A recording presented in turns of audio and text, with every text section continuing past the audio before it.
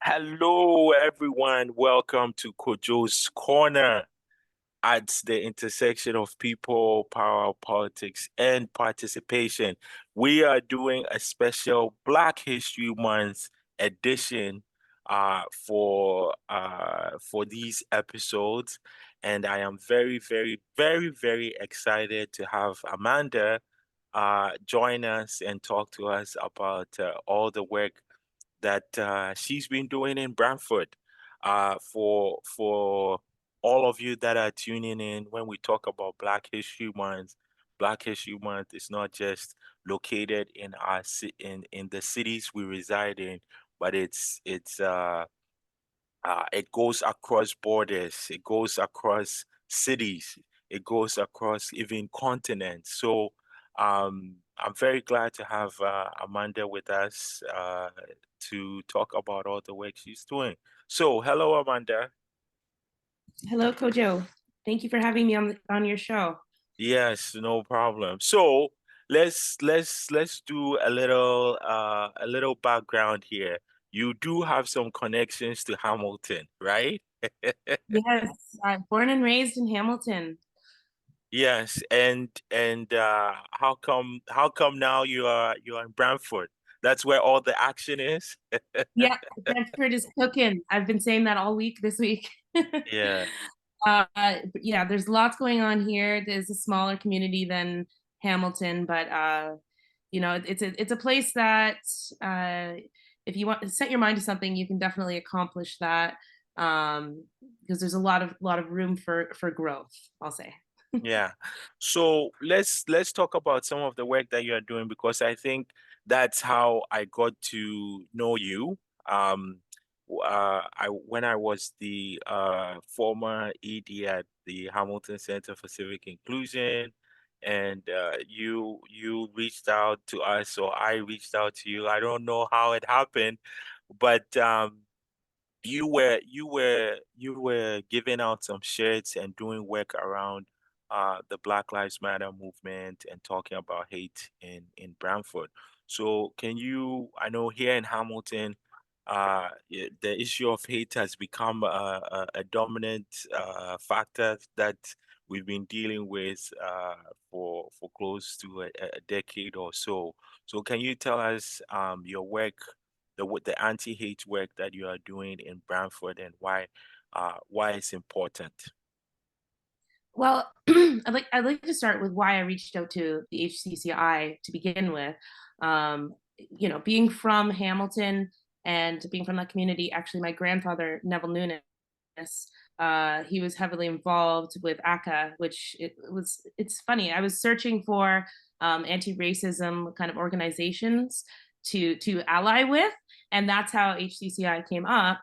And it's ended up being the exact physical location where ACA was, and I'd been there as a child with my grandfather, which is why that connection was so personal, but also so important that we did the fundraising for the organization and started working together in that capacity. But the work we're doing here is mainly focused on education right now because I do have, thankfully, on my roster a very dedicated historian who just loves putting research into history, but especially Black history and Indigenous history. Her name's Sarah Clark, and she helped me develop the curriculum that has been used and approved by the Grand Erie District School Board starting last year during February Black History Month, and it was aimed towards primary and junior grades, available for free PDF download on our website, uniteagainst.hate.ca. And we are currently working. It's going to take a little bit longer than the primary and junior grades, but we're working on a secondary school curriculum as well to be shared throughout the district school board. But also it can be used. It's Brantford specific, so locally is great, but it can be used by anyone who's interested. Yeah, so and talk to us about uh Brantford in terms of maybe there are some things that people might not know about Brantford in relation to addressing hate, anti-Black racism, anti-Indigenous racism and the likes. Okay. So Brantford is located on the Haldeman Tract. Uh, with it was founded by Joseph Brant, who's an Indigenous man, Mohawk man, and it is little known that he actually had enslaved people. He brought enslaved people from the states to Brantford. So we were trying to shine some light on that, as well as some of the earliest Black residents of Brantford. There was actually quite a thriving community in the 1800s where I'm currently sitting in East Ward in Brantford. It was centered around a church, which is on Murray Street, which is about a block from my shop, which I believe you've been to, Kojo. And yeah, we are really just always thinking about that when we're walking down the street. The earliest Black residents that were here, and the prejudices they must have faced, and what prejudices still exist today.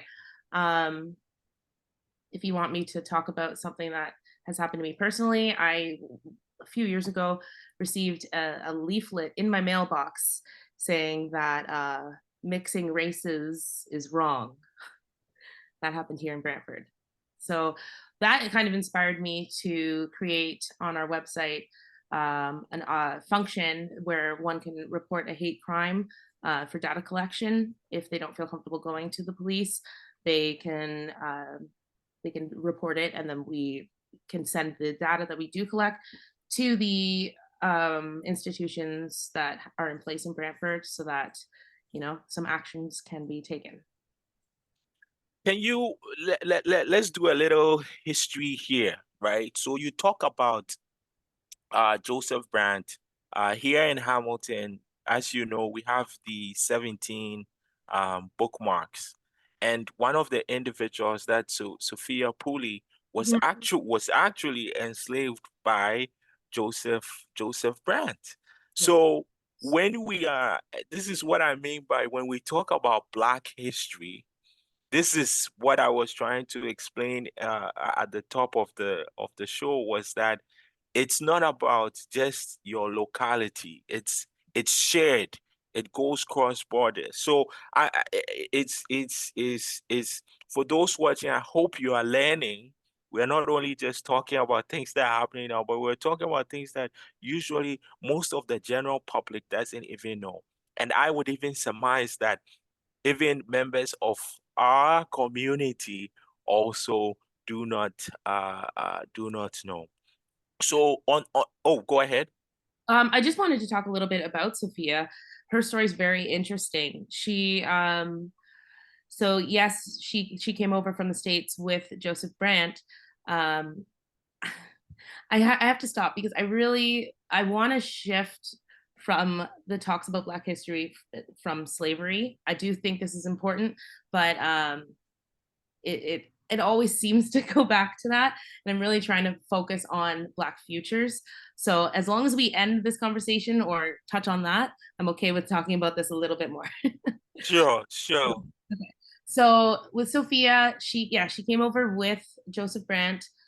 He treated her really well. It's recorded that she was a favorite of his. She was treated like family. But he did sell her to a man in Ancaster, actually. So right in between where I am and where you are, Brantford and Hamilton. And actually, after slavery was abolished, 1834, um, the person who was enslaving her didn't tell her for 7 years. 7 years. She didn't even know. She should have been free and didn't know. Um, Once she was freed, once she realized, she just left, and she settled in the Queen's Bush, which is in I think near Owen Sound. Sorry if I'm wrong about that. And she ended up being like an intense community leader there, and like totally thriving, really respected within her community. And it's just such a story of perseverance and overcoming. I absolutely love her. I wish there was a photograph of her or something. There's a photo that we have on our website. It can't be confirmed that it's her, but I wish that we had something where we could really just see her face, like look into her eyes, right? Hmm, That much hmm, power. I love Sophia. hmm. Yeah, yeah, I think this is why when Hamilton decided to honor black Hamiltonians, Sophia was definitely one of the first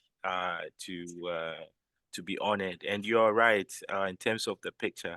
For those that have grabbed a Sophia fully bookmark, you'll notice that there's no picture and there's an actual quote on the bookmark. So yeah, so let's transition now to the work that you're doing in terms of addressing hate. You talked about having a platform where people can report hate incidents.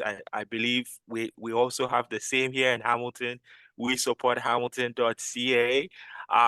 So how is that? How has the community received the platform, and what's the response? How has the response been? We're still in data collection. There have been several reports made. I can't really. They're anonymous, so I don't want to talk too much about them in detail. But some of them are very alarming. Most of them actually are happening in schools, in you know junior grades, um, sometimes at bus stops. It's There's work to be done. I really want to encourage folks in Brantford to use that function so that we have enough data that we can do something about it. Um, yeah, if you can help me, maybe Kojo share the link on the podcast in the description or something. We Uh, will. Thank you. Yeah, so that's one of the things. We're a very small group right now, the people who are directing it. So it is tough to touch on all the bases. We really wanted to start with just education, um, history, and as a resource. Like, we do have a social justice library where you can borrow books for 3 weeks, totally free. Everything we do is totally free to the public because it's a resource, right? Um, and then we try and host events, and our main one is upcoming in the summer, and that's going to be the second annual Emancipation Cup. We're very excited. Yes. See a big So smile. yes, so tell us about this. And before you do, I really think um people need to understand that when we talk about Emancipation Day, this is something that was celebrated Mhm. intensely. Whether you are talking Hamilton, Brantford, Windsor, St. Catharines, like it was celebrated heavily. Here in Hamilton, most people might have heard me say this already. Up on the mountain, where the Akma houses, which is the former residence of Isaac Buchanan, that is where he gave his residence to the Black community here in Hamilton to celebrate Emancipation Day, and the parties would go on for the whole night. And after that, he would be talking with Black community members from Hamilton, Windsor, from all over about the issues they were facing. So I read that and I heard that and I see it. We don't even celebrate Emancipation Day in Hamilton anymore. This history that I talk about is not even celebrated when people go to the Akma building. So now that you are resurrecting Emancipation Day celebrations in Brantford, and again, kudos to you. Last year, you did invite me, and I had a blast. I did come. I saw so much community there, people playing soccer, the food, and also the historical connection between Black communities uh, First Nations and indigenous folks from six nations. So just talk to us a little bit about why you think it's important to continue celebrating Emancipation Day. Okay, I want to start by saying thank you for sharing that about Akmar House. I believe I grew up right around the corner from that, and it's funny that you said they don't even talk about the connection to Emancipation Day because I had no idea, no idea. So it's kind of inspiring me to dig a bit deeper into that. Um, However, historically, Emancipation Day celebrations were held and attended by Hamiltonians in Mohawk Park in Brantford. They weren't held in that park until last year when we hosted it for, I believe it was over 100 years. Um, we just we felt that we needed to hold it in that location, and it was such a beautiful day, wasn't it, Kojo? It was, the sun was shining, the spirit of togetherness was there, and we want to do it again this year. We want to do it a little bit bigger, a little bit better. We're going to focus excuse me, really focus on the soccer because I feel like that is a great summer activity. So we're gonna do soccer, and I believe we're gonna have a live DJ this year.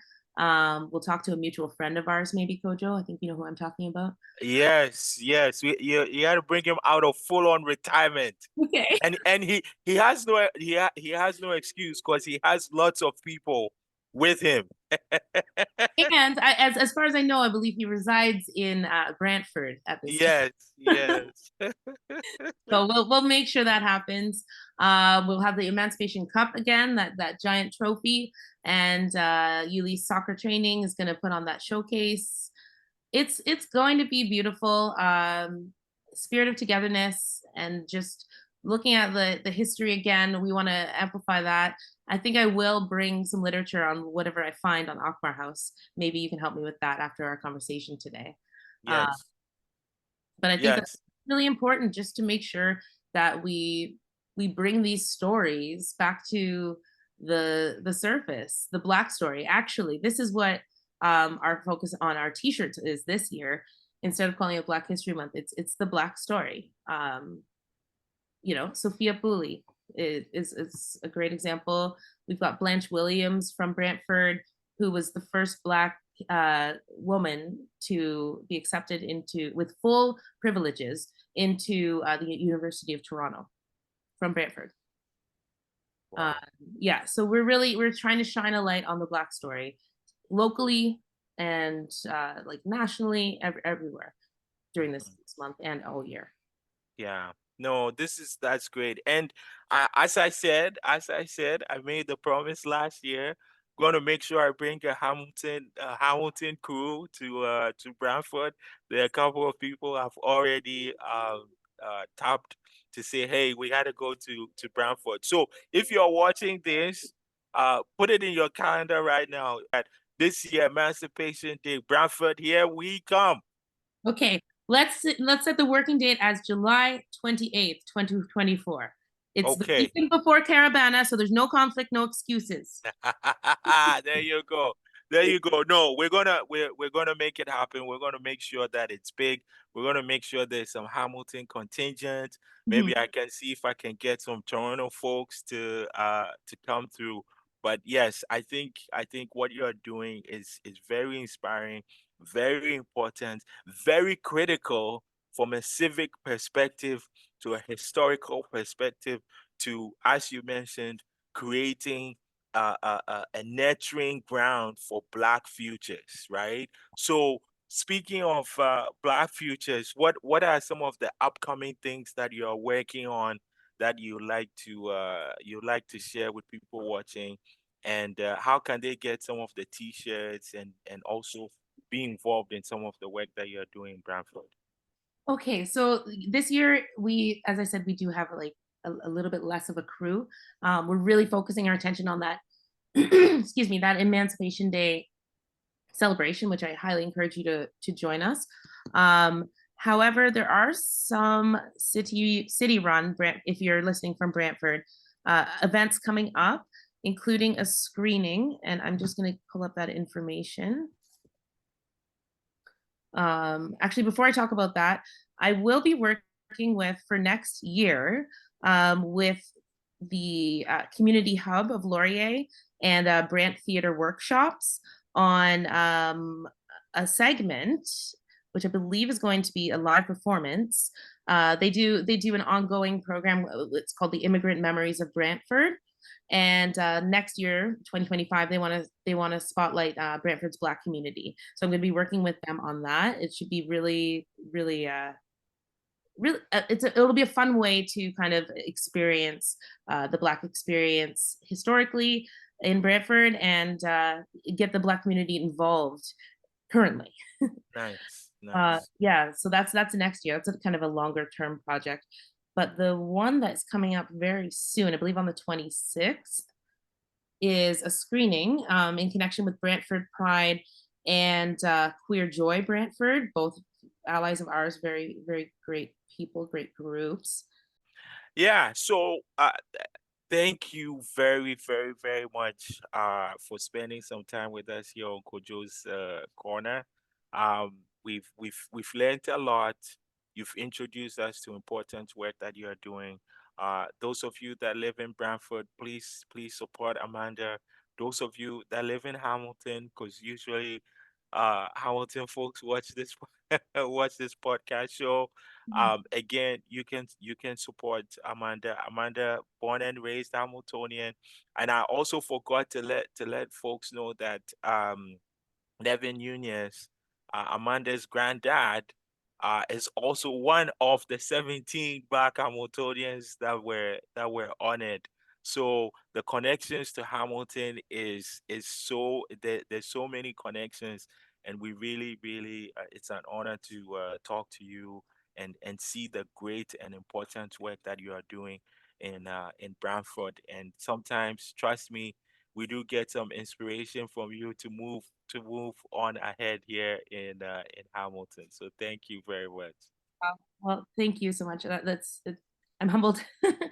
It's truly an honor to speak with you, and I can't wait to see the other episodes that you're doing this month as well with the other people you're speaking with. It's awesome.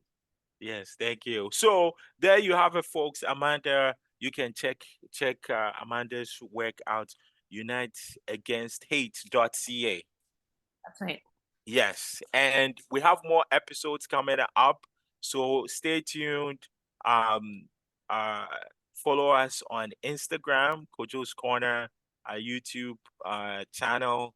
We have Twitter or X, whatever it's called, Kojo's Corner, all the same. So you can follow us and get more great episodes that are focused around Black History Month. So see you all later. Bye. Bye.